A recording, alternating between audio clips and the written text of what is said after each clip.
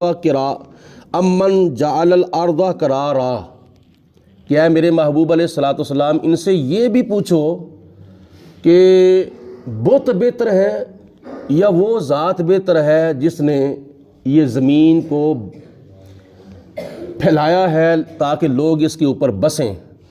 لوگ اس کے اوپر بیٹھیں، چلیں پھریں، سوئیں، دیگر اپنی زندگی کے کام کریں۔ یہ چند روزہ زندگی گزارنے کے لیے اللہ پاک نے زمین کو پھیلایا ہے، وہ ذات بہتر ہے یا تمہارے بت بہتر ہیں؟ دوسرا سوال اس آیت مبارکہ میں اللہ پاک نے کافروں سے یہ فرمایا ہے کہ وَجَعَلَ خِلَالَهَا أَنْهَارًا، اور ان سے یہ بھی پوچھو کہ اے میرے پیارے رسول کہ اے کافرو تم یہ بتاؤ کہ تمہارے بت بہتر ہیں یا وہ ذات بہتر ہے جس نے اس زمین کے اندر نہریں جاری کی ہیں، دریا جاری کیے ہیں، ندیاں اور نالے جاری کیے ہیں،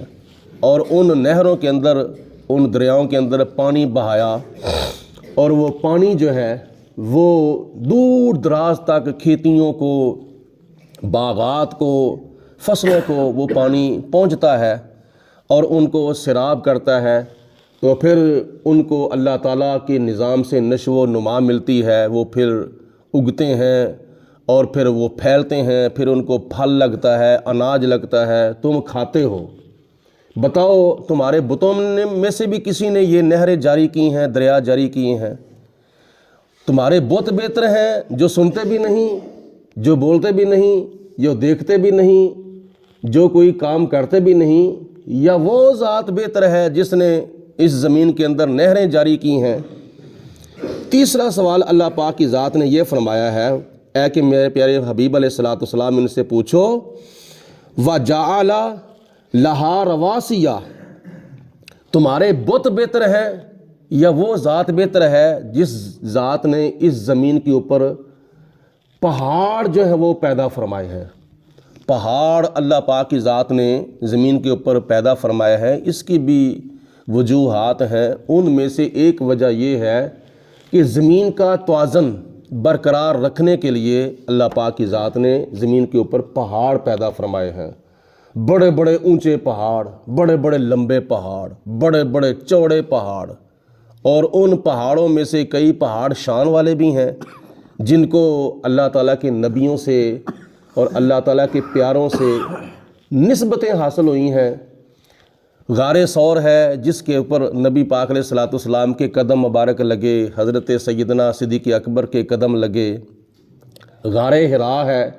جس کی چوٹی کے اوپر جا کر وہ مقام آتا ہے کہ جہاں نبی پاک علیہ الصلوۃ والسلام جا کے گوشہ نشینی اختیار کرتے تھے، خلوت اختیار کرتے تھے، اور وہاں خدا کی ذات بابرکات نے قرآن پاک کے نزول کا آغاز فرمایا، اور پہلی سورت اقرأ بسم ربک الذی خلق وہاں اللہ تعالیٰ نے نبی پاک علیہ الصلوۃ والسلام کے اوپر نازل فرمائی تھی۔ وہ غار حرا ہے، غار ثور ہے، جبل نور ہے، اور کافی پہاڑ ہیں۔ صفا مروہ حرم شریف کے اندر 2 پہاڑیاں ہیں جن پہاڑیوں کے اوپر حضرت ہاجرہ رضی اللہ تعالیٰ عنہا کے قدم مبارک لگے تھے، جن کے درمیان ہم صحیح کرتے ہیں، جو حج کے اور عمرے کے ارکان میں سے ایک رکن ہے۔ بڑے بڑے شان والے پہاڑ ہیں۔ اس کے علاوہ اور بھی کافی پہاڑ ہیں۔ مدینہ شریف کے اندر احد پہاڑ ہے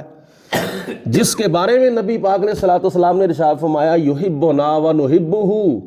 فرمایا وہ پہاڑ ہم سے محبت کرتا ہے، ہم اس پہاڑ سے محبت کرتے ہیں۔ اور اس کے اوپر نبی پاک علیہ السلام کے قدم لگے تھے، صدیق اکبر کے قدم لگے تھے، حضرت عمر فاروق کے قدم لگے تھے، حضرت عثمان غنی کے قدم لگے تھے، ایک روایت کے مطابق حضرت مولا علی شیر خدا کے بھی قدم لگے تھے۔ اور اس پہاڑ کی ایک خصوصیت یہ بھی ہے کہ نبی پاک علیہ الصلوۃ والسلام نے فرمایا کہ جب جنتی جنت میں داخل ہوں گے،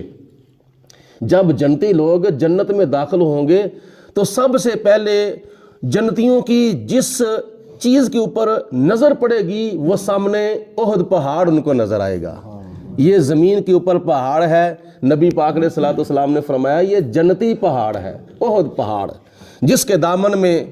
70 صحابہ مدفون ہیں، ان میں سے سر فہرست نبی پاک علیہ الصلوۃ والسلام کے چاچا حضرت امیر حمزہ رضی اللہ تعالیٰ عنہ۔ چوتھا سوال اللہ پاک کی ذات بابرکات نے حضور علیہ الصلوۃ والسلام سے فرمایا ان سے یہ پوچھو کہ وجعل بحرین حاجزا، فرمایا او کافرو تمہارے بت بہتر ہیں یا وہ ذات بہتر ہے جس نے دو دریا جاری کیے ہیں اور وہ دریا آپس میں ملتے نہیں ہیں؟ ان دونوں کے درمیان خدا کی ذات نے ایک غائبانہ آڑ پیدا کر دی ہے جو تمہیں ہمیں نظر نہیں آتی۔ اللہ پاک نے فرمایا کہ وہ دو دریا جو ہیں وہ آپس میں ملتے نہیں ہیں، ان کا پانی آپس میں مکس نہیں ہوتا، ان کے درمیان ایک آڑ ہے، وہ تمہیں نظر نہیں آتی۔ لہٰذا یہ مجھے بتاؤ کہ وہ ذات بہتر ہے جس نے دو دریا پیدا کر کے، دو دریا چلا کے ان کے درمیان ایک آڑ پیدا کی ہے، پانی آپس میں ملتے نہیں ہیں، وہ ذات بہتر ہے یا تمہارے بت بہتر ہیں؟ تو اس کا بھی جواب ان کے پاس کوئی نہیں۔ آخر کار خدا تعالیٰ نے 5ویں نمبر پر ارشاد فرمایا اِلٰہٌ مع اللہ، کیا اللہ کے ساتھ اور بھی کوئی تم معبود ٹھہراتے ہو، اور بھی کوئی خدا تعالیٰ کے برابر ٹھہراتے ہو؟ اللہ تعالیٰ کے برابر نہ کوئی ہوا تھا، نہ کوئی ہوا ہے، نہ کوئی ہوگا قیامت تک۔